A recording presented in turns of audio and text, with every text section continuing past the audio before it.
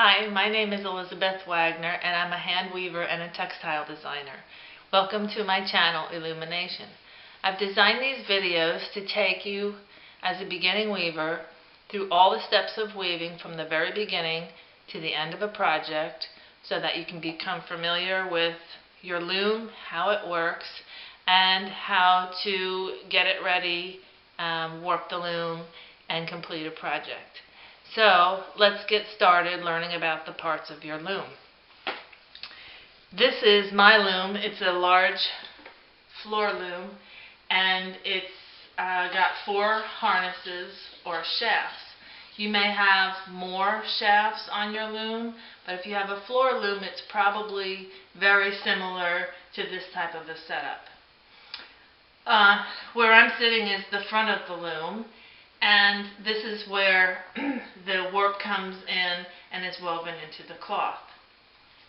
The first thing that you need to know is that there are a couple of different ways to warp the loom. You can either warp the loom from the front to the back or from the back to the front. And my method is from the front to the back. It really doesn't matter which way you do it. It just depends on what you're more comfortable with. And normally people warp depending on how they were taught. So the only difference besides that is that warping from the back to the front takes a little bit more accessories. I warp from the front to the back, and therefore when I start, I bring my warp to the loom. I'm going to hook it up onto this beam right here called the breast beam. And I'm going to thread it through these holes in this metal grid. This is called a reed.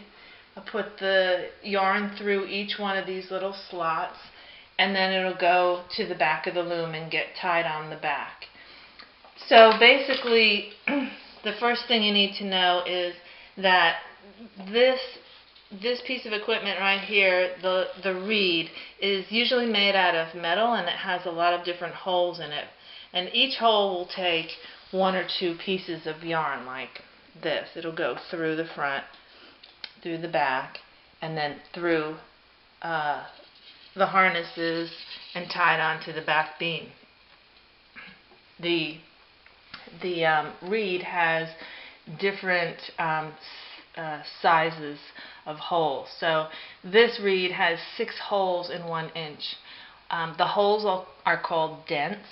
So this is a 6-dent reed. That means 6 dents or slots in each inch. And there are all different sizes of reeds. I have another one that's 15 dents in an inch. Those are for finer yarns. But this one has, I've actually threaded 2 threads in each dent for this project. Well, we'll get into that later, but this is just so you can see and understand where all the pieces of the loom are and how everything works when you're weaving. This bottom beam right here is called a cloth beam, and as the textiles are woven and cranked onto the front of the beam, this is where the final cloth is rolled onto. And then this is the breast beam, this is the reed. This right here, the wooden part that holds the reed, is the beater. These pieces back here are like little frames, and inside each frame is a metal or like a fabric nylon piece of string, and these are called heddles. Inside the heddle is a little hole like an eye. Let's see if I can lift this up. And the thread will go through these eyes. Depending on how you have the yarn threaded through each heddle will dictate what the pattern is. But basically it's going to go through the eye and out the back like that. So this one has 4 shafts or harnesses. You can call it either a shaft or a harness. Some looms have up to like 36 harnesses. And then these shafts and harnesses are connected to a pulley system inside the loom. And when you press on one of these pedals on the bottom of the loom, it lifts up the shaft or harness, depending on which treadle or pedal that that the harness is connected to. Down here are the treadles. These are the pedals that you press on to pull on the pulleys that lift and lower the harnesses. So again, it depends on what pedal or treadle, these are called treadles, are connected to which harnesses. And you can change them around. You can connect any treadle to any harness and any combination. Depends on what kind of pattern you're trying to achieve. So on the back of the loom is where the warp originally starts, and you tie the yarn onto this metal rod, which is connected with these straps to this wooden beam back here, and that is called the warp beam.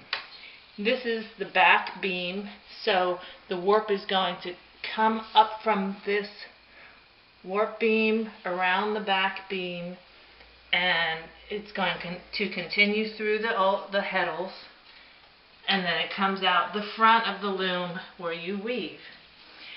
The top of the loom right here, the highest part of the loom, is called the castle, and you can see all the pulleys in here that raise and lower the harnesses. And then around this side of the loom is the braking system. This right here is a little brake, foot brake you can press on, and it lets the tension off of the loom so that you can crank the warp forward. And you'll see as I crank this, it's advancing the cloth and the warp on the loom. And this way you can adjust the tension on the warp.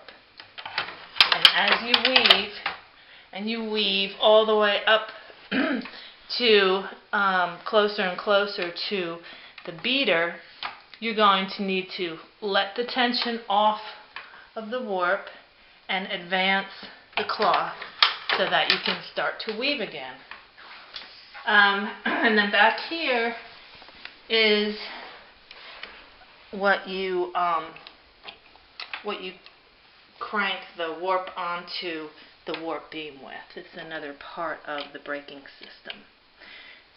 And that's pretty much the basic, those are the basic parts of the loom.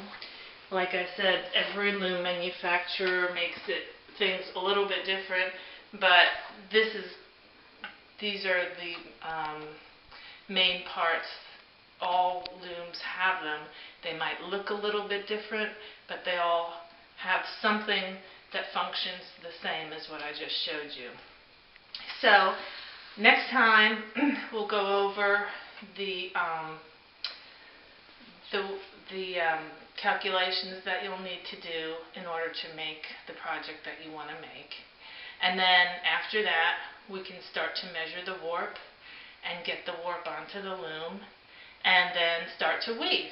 So now that you know all the parts of the loom, you can go and check them out on your loom, or go to a store where you're considering buying a loom and have a look at, and you'll know what you're looking at when you look at looms in the store, and you'll know what is more comfortable for you.